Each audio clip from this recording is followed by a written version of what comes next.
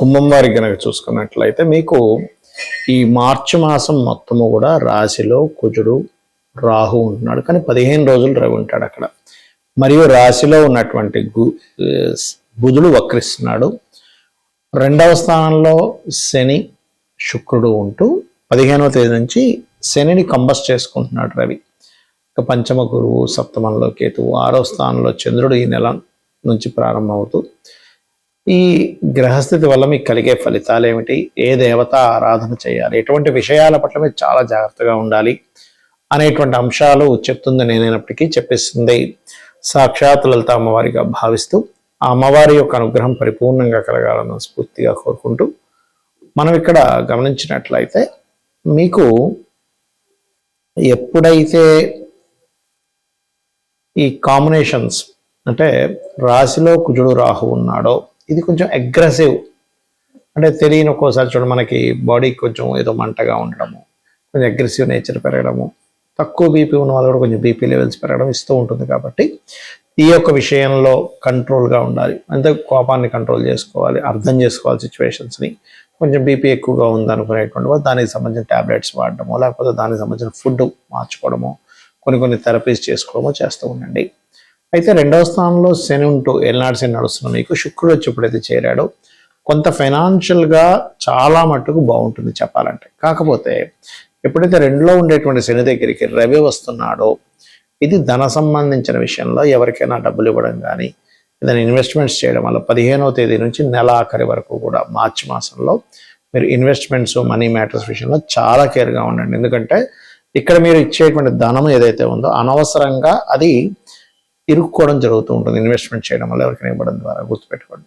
అలాగే పంచమ గురువు కాబట్టి కొంతవరకు సంతానం కోసం చేసే ప్రయత్నాలు ఫలిస్తాయి. కాకపోతే మీకు 7వ స్థానంలో కేతు ఉన్నాడు కాబట్టి ఆది మంగళవారాలు ఎట్టి పరిస్థితుల్లో వివాహ నిర్ణయాలు చేయడం కానీ, వివాహ సంబంధాలు ముహూర్తాలు పెట్టుకోవడం కానీ, ఎంగేజ్మెంట్ కోసం మాట్లాడడం కానీ ఇవేవి చేయకండి. అలాగే ఉద్యోగం కోసం చేసే ప్రయత్నాలకు సంబంధించినటువంటి విషయంలో కొంత ఉద్యోగ ప్రయత్నాలు సఫలీకృతం అవుతాయి. నైట్ డ్యూటీ చేయాల్సిన పరిస్థితి, ఇక్కడే ఉండి బయట విదేశాల్లో ఉండేటువంటి కంపెనీస్కి ఇక్కడ నుంచి జాబ్ చేయడము, కొంచెం ఉద్యోగంలో దశమాధిపతి రవి కుజుడు రవితో కలిసి రాహుతో కలిసి రాశిలో ఉంటున్నాడు కాబట్టి కాస్త ఎక్కువ స్ట్రెస్ అదే ఉంటుంది ఉద్యోగం విషయంలో అధికారులతో. అది ఇది మీకు తగ్గాలి అంటే మీరు చేయవలసింది ఏంటంటే 1 ఓం మాణిక్య మకుటాకార జానుద్వయ విరాజితాయ నమః మంత్రం చేస్తూ నవగ్రహాల్లో ముఖ్యంగా రవి కుజ రాహులు ముగ్గురు కూడా రాశిలో ఉన్నారు కాబట్టి మీరు కాస్త నవగ్రహాల్లో కుజ రవి రాహు గ్రహాల దగ్గర దీపారాధన చేయండి, కేతు గ్రహం దగ్గర కూడా. మరియు గోవులు క్యారెట్స్ తినిపించండి. ఏదైనా కొత్తగా బిజినెస్ కోసం ఏదైనా ప్రయత్నం చేయాలి అనేటువంటి వాటికి కొంత మీరు స్పెండ్ చేస్తూ ఉంటారు. ఇక మీరు నిత్యము చేయవలసిన దేవతారాధన దక్షిణామూర్తి యొక్క ఆరాధన చేయండి, అన్ని విధాలా బాగుంటుంది. మనకి ఈ మార్చి మాస ఫలితాలతో పాటు మనకేంటంటే ఈ ఫిబ్రవరి 13 నుంచే ఒక 40 రోజుల పాటు 17 నుంచి 40 రోజుల పాటు ప్రక్రియ చేసుకోవాలి. ఎందుకంటే గ్రహణం పడుతూ పంచగ్రహ కూటమి ఫిబ్రవరి 17వ తేదీ నుంచి ప్రారంభం అవుతుంది కాబట్టి, అంటే ఆల్మోస్ట్ ఇది మార్చ్ ఎండింగ్ వరకు మీరు ఈ పరిహారం చేసుకోవాలి. దీనివల్ల ఏమిటి కలుగుతాయి ఏమిటి అనేది చెప్తాను నేను మీకు.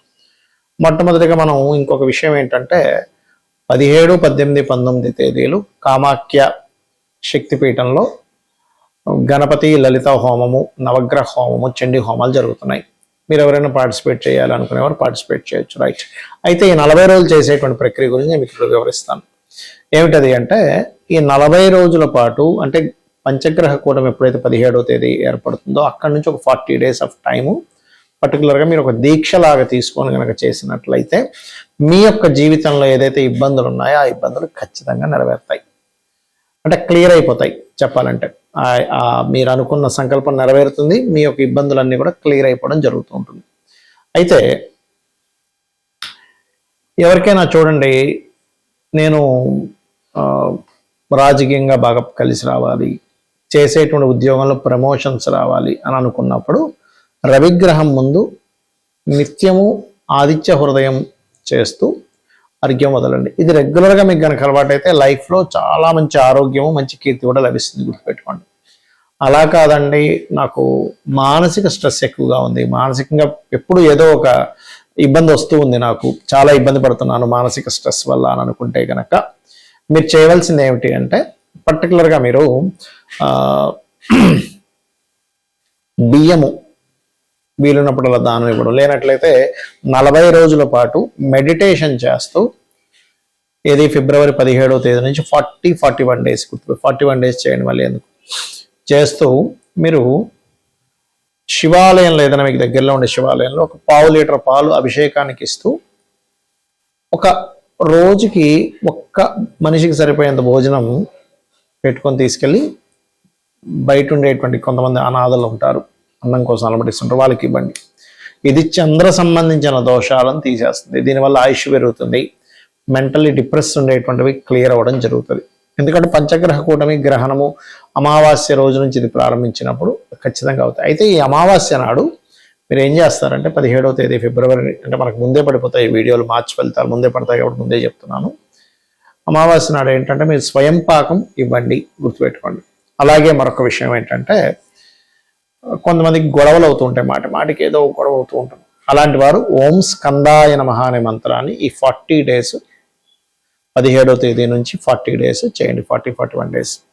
అలాగే మరొక విషయం ఏంటంటే, ఈ స్కందుణ్ణి చేస్తూ గోశాలకు వెళ్ళి గోవులకి క్యారెట్స్ తినిపించడము, కుంకుమ ఏదైనా అమ్మవారి ఆలయంలో అమ్మవారి కైంకర్యం కోసం వాడుకోవడానికి అన్నట్టుగా ఇవ్వండి, కుంకుమని గుర్తుపెట్టుకోండి.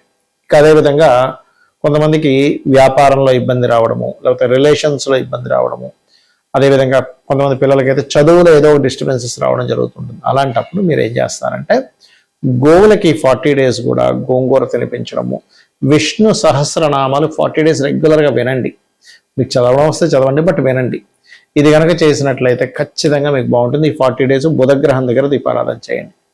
రవిగ్రహానికి సంబంధించిన ఫస్ట్ చెప్పిందేమో రవిగ్రహం దగ్గర, రెండవది చెప్పిందేమో మానసిక సమస్యలు ఉన్నప్పుడు చంద్రగ్రహం దగ్గర 40 డేస్ దీపారాధన, ఈ గొడవలు జరుగుతున్నటువంటి 40 డేస్ కుజగ్రహం దగ్గర దీపారాధన, ఇప్పుడు ఇది బుధగ్రహం దగ్గర దీపారాధన.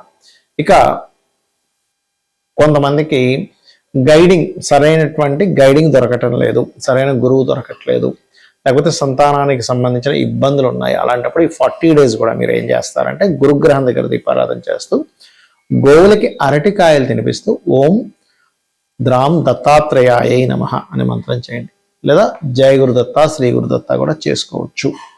ఇది గనక చేసినట్లయితే ఖచ్చితంగా మీకు సంతానం కోసం ఇబ్బంది పడేటువంటి వారికి ఆ ఇబ్బంది అనేటువంటి తొలగుతుంది, సంతాన ప్రాప్తి లభిస్తుంది. అలాగే కాస్త మీరు ఏం చేస్తారంటే 40 డేస్ వీధి కుక్కలు ఉంటాయి, వాటికి ఏదైనా తినిపిస్తూ ఉండండి. అదేవిధంగా గోవులకి అరటికాయలు తినిపిస్తూ ఉండండి. గంధము కానీ పసుపు కానీ శివాలయంలో శివుని కైంకర్యం కోసం అన్నట్టు ఇవ్వండి, లేదా అమ్మవారి ఆలయంలోనే ఇవ్వచ్చు, నో ప్రాబ్లం. ఇక మరి కొంతమందికి వివాహం అవ్వదు. వివాహం అవ్వనప్పుడు ఈ 17వ తేదీ నుంచి 40 డేస్ ఆఫ్ ప్రక్రియ ఏదైతే ఉందో పర్టికులర్గా మీరు వివాహం విషయంలో ఫిబ్రవరి 17th నుంచి అండి, ఎందుకంటే మనం మార్చ్ ఫలితాల్లో చెప్తున్నాను ఈ ఎండింగ్లో ఈ విషయం. ఫిబ్రవరి 17 నుంచి 41 డేస్ మీరు ఏం చేస్తారంటే ఓం కామేశబద్ధ మాంగళ్య సూత్ర శోభిత కందరాయ నమః అనే మంత్రం చేస్తూ, మీరు ఎక్కడైనా ఆలయంలో మనకి జరుగుతూ ఉంటాయి కళ్యాణం, శివుడిది కావచ్చు, రాముడిది కావచ్చు, ఏదైనా ఆ కళ్యాణానికి పార్టిసిపేట్ చేయండి, గుర్తుపెట్టుకోండి.